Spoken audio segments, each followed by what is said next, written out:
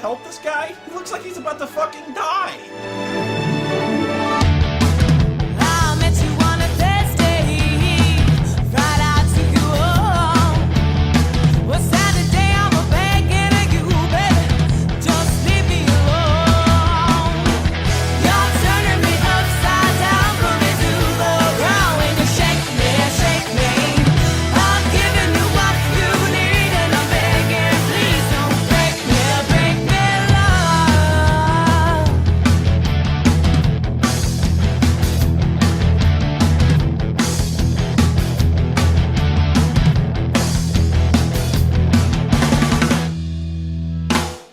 Okay, so I went online to that Final Fantasy wiki I was talking about earlier, and I was just looking for any explanation as to how Snow gets away with punching out robots the size of elephants, right? And even I can't believe this, but I found it. And you just know this is going to be awesome, right? Because not even if you just said, you know, it's magic or something, does this make sense. Not unless Snow wields the power cosmic. But the official explanation is he has a super-powered trench coat. You know, when the kid who writes Axe Cop is coming up with more believable character concepts than you, stop writing immediately! Get a job, sir! But no, I'm not kidding. It's a techno-super-powered trench coat. Apparently it operates on the same principle as Lightning's GravCon thing, except it amplifies his strength or something. And its effects change when he puts these techno patches on the back of his coat. No, I'm serious. This is a thing. Somebody got paid to write this. And no, I will never let this go. I just can't, okay? It doesn't have to be this way. Alright, I'll play. Why would anyone have a super-powered trench coat? Are they commercially available? If so, why? Did he make it himself? And if so, how? How would he know how to do that? Because this guy sure doesn't look like a technical genius to me. Does the trench coat have a battery, and where is it, up his ass? And of course, how do the patches work? Who makes the patches? Who sells them? And why? Is there a huge market for super trench coats with techno power patches that you sew on? And if so, why is Snow the only person in the world who has a super trench coat? I mean, wouldn't everyone want one? 'Cause I fucking would. And is that the only design? Now, me, I'd want one like in The Matrix, not this lame khaki thing. And even if there were super strength amplifying trench coats in the world, ridiculous! But even if there were, why would he still not choose to carry any sort of weapon? I'm just saying, Lightning has one and she carries a sword. Just think of the damage he could do if he carried some big fuck-off axe or a buster sword. The guy'd be a fucking gore machine. But no, he just walks around and punches things with a super trench coat and everyone just takes it in stride. Nobody's like, Jesus Christ, Snow, you just punched that guy in the face so hard he disintegrated. How the fuck you do that? Pretty lame. None of this, not even the existence of the super trench coat, is ever once questioned, named, explained, or even spoken of in this entire game. Maybe there's a single sentence somewhere mentioning this in the gigabytes of data log material you'd have to read. And get used to me saying that, because that's pretty much the answer to every single question I'm going to ask in this entire fucking review. Because virtually nothing is explained in this game. Terms like fal'Cie and eidolon are never once defined or explained in any understandable fashion in-game. Organizations like PSICOM or Nora or the Sanctum are only painted with the broadest possible brush of good guys and bad guys, when basically nothing about their organizational structure, their capabilities, their goals, or motives are ever known through cutscenes. We don't know anything about any place, really. I mean, look, the Vile Peaks. Are there mountains on Cocoon? Isn't this like a space station or something? I don't know. You tell me, game! I don't know what the rules are. I have no foundation. I don't even think we get an establishing shot of Cocoon until about a quarter of the way through the game. And here's another place I just don't understand. The Gapra Whitewood. What the fuck is that? What's a proto-ecology belt? What's this crystal tree shit? Is that supposed to be the Whitewood? Because it doesn't look like wood, it looks like fucking crystal. I mean, are those supposed to be trees, or what? Are trees on Cocoon made of crystal? Or are some trees made of crystal, or did they turn to crystal, and why? Just how... What lives here? Even the Na'vi from Avatar would cut their asses open on these leaves, or whatever they're supposed to be. What's proto-ecology, and why does proto-ecology come in belts? I don't know. I don't understand anything. Come on, game. Give me something. Help me. This is an army facility.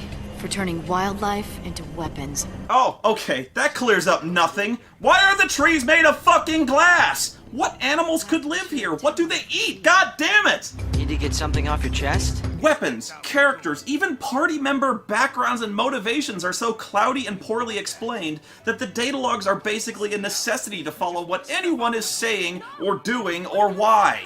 Take, for example, the bird living in Saz's afro. I mean, you see this and you're like, what the fuck, man? And does Saz ever explain it? Nope. Not once, not ever. He just has a bird in his fro. It's like, just...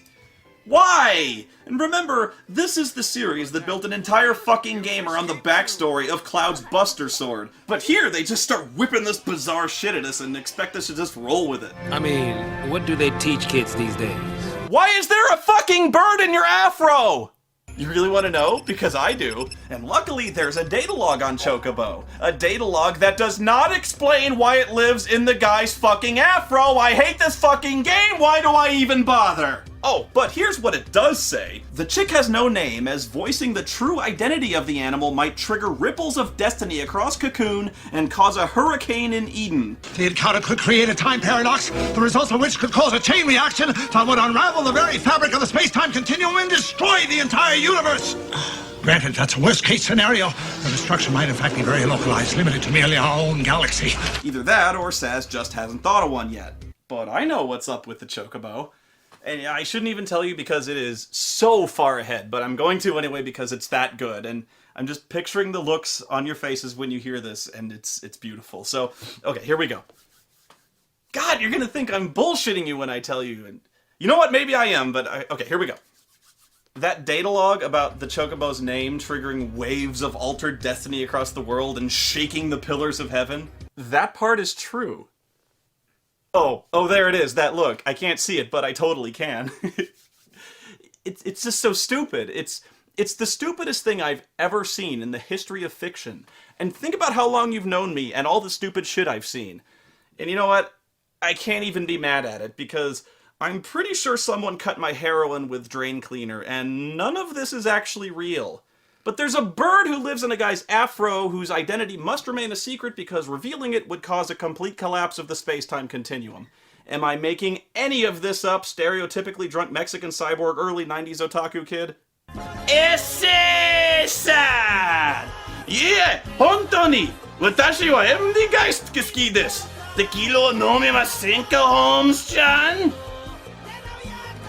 This is the worst writing I've ever seen in my life, and no, it's not because of the Chocobo, although...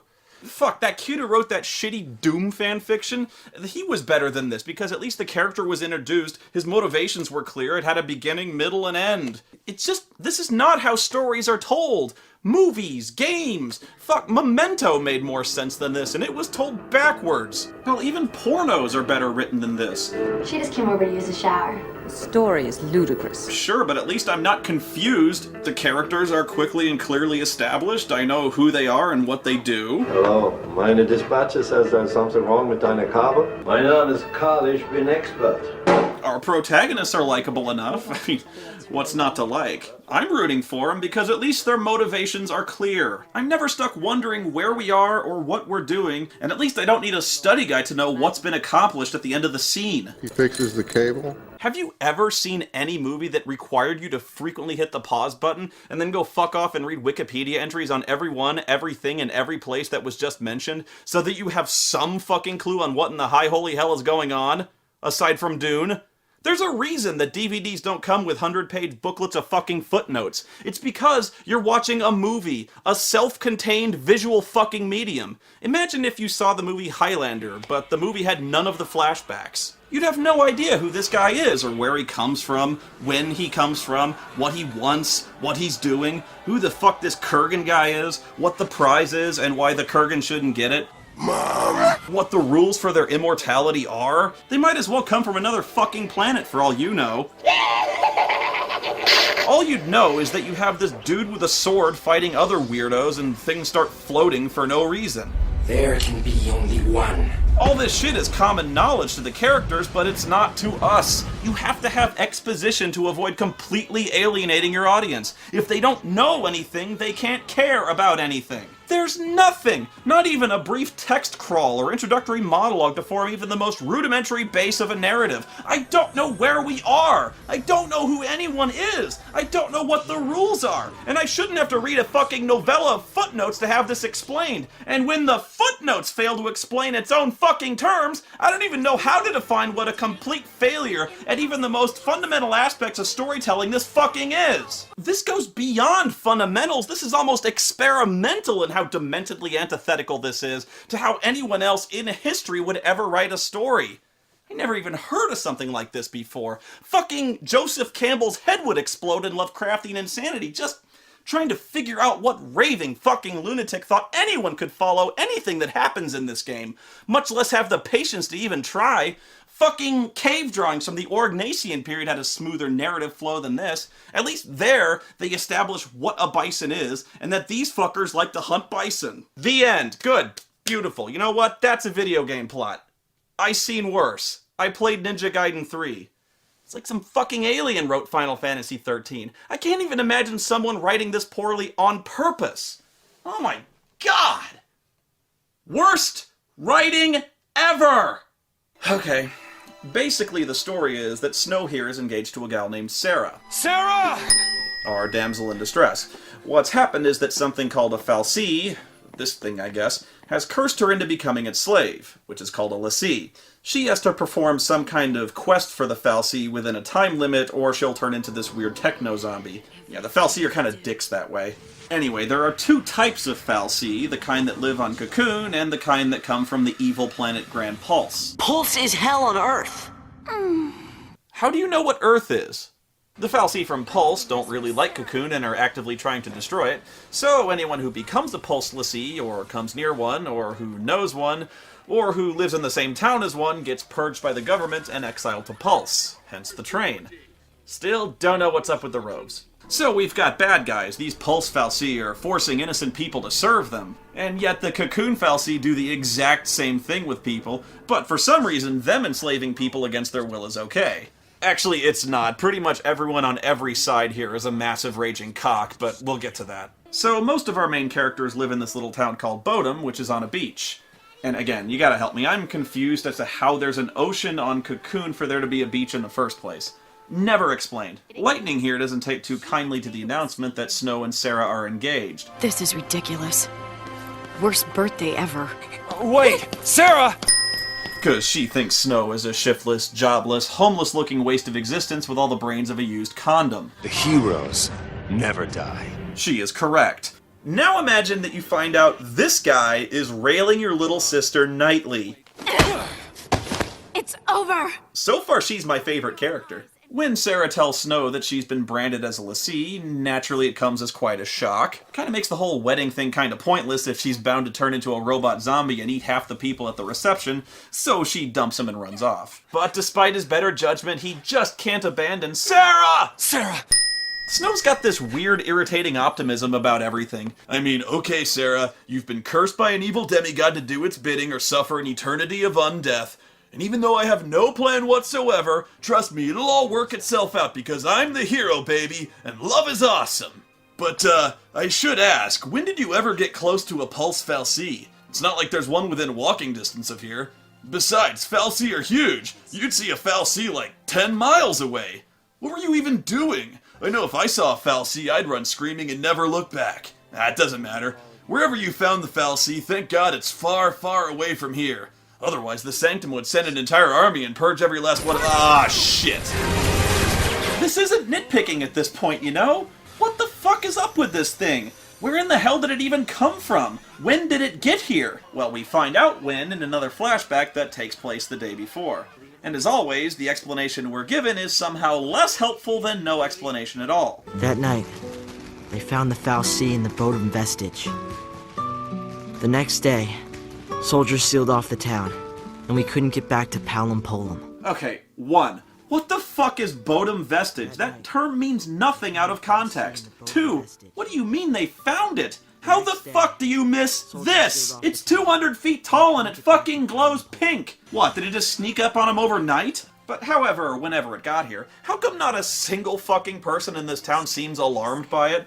And even if it wasn't a fal'Cie, the most terrifying thing imaginable to everyone who lives on Cocoon, and it clearly is, but either way, if you lived in this town and you noticed this fucking bladed nightmare the size of the Seattle Space Needle outside your front door, you'd blow your fudge, man. It looks like it comes from hell. Looks like a giant nuclear fuck-off robot Ra's al Ghul. I wouldn't want to stand within 100 miles of this thing. I certainly wouldn't fucking live next to it. There's no way this is good news, you know? You'd think the mere suspicion of it being a fal'Cie would send these people fleeing as far and as fast as they possibly could. It's common knowledge the Sanctum is worse than the Spanish Inquisition about this shit. They'll purge anyone who even saw the fucking thing. Anyway, the military hits the completely oblivious town, taking it totally by surprise, forcing Snow and Sarah to flee on a flying motorcycle. Where did it come from and why is it unattended? I don't know. And instead of flying away from the town with all the dangerous armed soldiers, they start flying towards the incredibly more dangerous fal'Cie.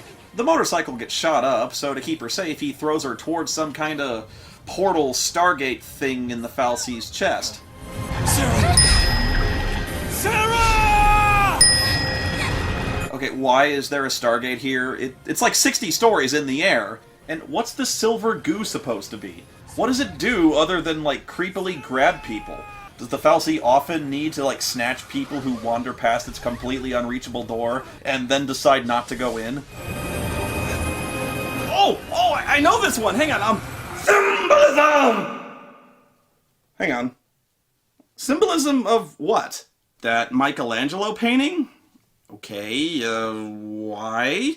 The painting represents that man is created in God's image, or that God gave man life. And that means nothing in this context. Nothing's being imparted or created in this scene, and the mere thought that this somehow symbolizes that Snow is God... Sorry. I just threw up in my mouth a little bit. Maybe it's to symbolize that Snow has a really tiny dick. Yeah, I'll roll with that one.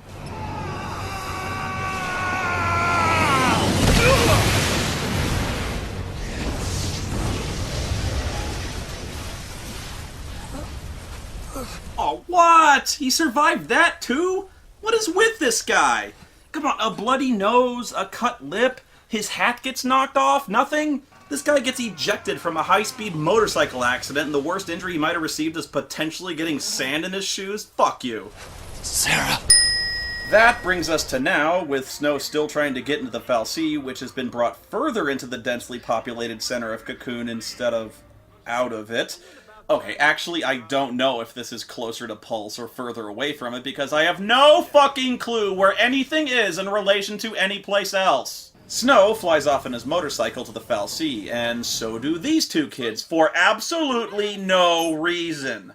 I think it's because Hope, the white-haired kid, saw Snow drop his mom to her death and wants to tell him to go fuck himself. It just seems suicidal when Vanille pushes him into the motorcycle and is all fired up to go. I mean, okay, we find out later on she does have reasons of her own, but I still don't know why that means she has to go someplace so dangerous and endanger other people who aren't even involved. And then there's the tiny little problem of even getting to the incredibly dangerous skyscraper-sized monster god in a rocket-powered motorcycle he's not even sure he can drive, while there's a full-fledged air war going on with giant winged robots with laser cannons actively patrolling the skies, and I've lost count of how many ways this is a stupid fucking idea. Can he even reach the fucking pedals? Uh-oh.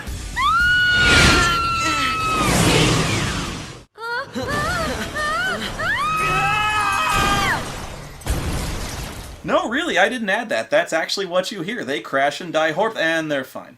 Oh god, now I feel stupid thinking that crashing a flying motorcycle that ejects the driver 40 feet from the crash might seriously injure someone. Wow, that was close. Oh, it was? I'm sorry, I guess I wouldn't know, since we didn't get to fucking see it!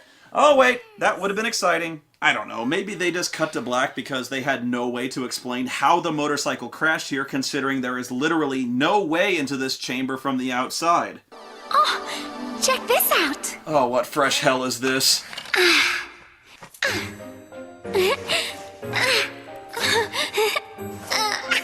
Well? Well, what? What the fuck is that supposed to be? Okay, you're seriously gonna have to help me out with this one, guys, because I got nothing here, online or otherwise. She's got this fucking stick with antlers on the end, and the antlers, like, whip out on wires or some shit, and you whack them with the antler whip, and they die. Yay, us! up with this shit? What kind of fucked up cocaine jag you gotta be on to invent a folding deer antler whipstick? And shit, at this point it probably does more damage than lightning's gunblade. Hey guys, ditch the sniper rifle. Science has invented antler whipsticks. I'm sorry, I know, I keep asking, but where does it come from? Who made it? Why was it made? And why is it here, just stuffed in an arbitrary place on an ancient alien fal'C that Vanille conveniently managed to find after 5 seconds of searching? I'm damn skippy there's not a fucking data log on this one. And while I'm asking questions all over again, what makes Hope and Vanille think they can take on a military-grade cyborg attack hound? They're kids! Kids armed with an antler stick and a boomerang. Wait, hang on. Since fucking when did Hope get a boomerang? I swear to God he just pulled that right out of his ass. Just like I planned. Yeah, good job, Psycom. A child can easily wipe out your battle cyborgs with a boomerang. Pretty lame, guys. But even though our heroes are incredibly heavily armed with their gun blades and antlers and boomerangs, it's still incredibly dangerous to just wander here with all the monsters roaming about. And some of the monsters are incredibly dangerous and can kill you rather quickly. So if there's ever a monster encounter too tough for you to handle, you also have these things called shrouds you can use. Shrouds are single-use aerosols that grant you tactical advantages. There's one that makes you tougher, and another one that makes you act faster, and the Septisol shields you from being spotted and attacked by enemies altogether. Ah, there we go! Something futuristic and original at last! So, in the future of Final Fantasy, we've decided that cloaking devices come in aerosol spray cans. You know, ninjas infiltrate heavily guarded fortresses with their invisibility in a can, soldiers prepare for battle by donning their armored deodorant, and you can also use this spray for minty fresh breath and supernatural speed. So congratulations, Final Fantasy XIII. You've finally given me something I can relate to. That is, that I can take this story and its characters almost as seriously as I take the shark repellent spray from the Adam West Batman movie.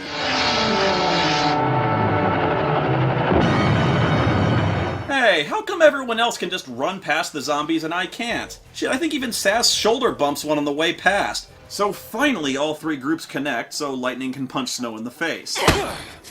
God, I love that. Now that Hope finally has a chance to tell Snow off for killing his mom, naturally he completely pussies out. And he pussies out hard.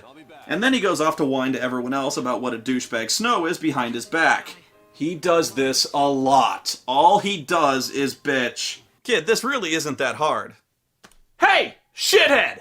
Yeah? Fuck you!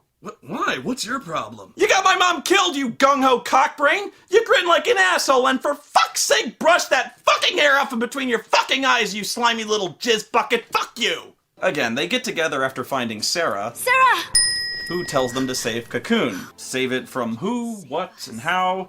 I don't know, but apparently this is enough to make the fal'C happy and fulfill her focus. And when you do that, instead of becoming a zombie, you become a giant hunk of crystal. Well, makes all the effort totally worth it, doesn't it? Sarah! Sarah! Trenchcoat, where you going? Date with the fal'C. Got some things to talk about. Have I mentioned that Snow is hopelessly stupid yet? Anyway, everyone else just kind of shrugs and follows him, mainly because, well, what the hell else they gonna do? You wanna go fist fight the mechanical demigod, or just go home? I got these things. Might as well use them. Yes, good thinking, Saz, because I'm sure nobody's ever thought of attacking them with conventional weapons before. Let me know how that works out. Snow tries threatening the fal'C, and it completely ignores him, so he folds immediately and tries begging like a pussy. Lightning goes the Conan route and just starts wailing on the solid hunk of steel with her sword, which I'd say is an idiotic idea, except considering she can cleave robots the size of a Taco Bell in half, this is probably the first time that hasn't worked. Eventually the fal'C wakes up because some dumb bitch is slamming a sword against the walls, and we get to see its true form at last. And it's... yeah, still no idea what I'm looking at. How come the more I see of a fal'C, the less I know what it is? Is the fal'C the entire building, or just this thing? I don't even know if you actually beat it, or if it just gets bored, but either way it zaps everyone and turns them into a l'C. Guys, this whole becoming a l'C thing is just about the only thing you know for sure about fucking with the fal'C. If you could just beat them up, I think someone would have done it by now. This outcome really should not come as a shock to you. Oh, bells! Of course, fal'C have bells! Now I get it!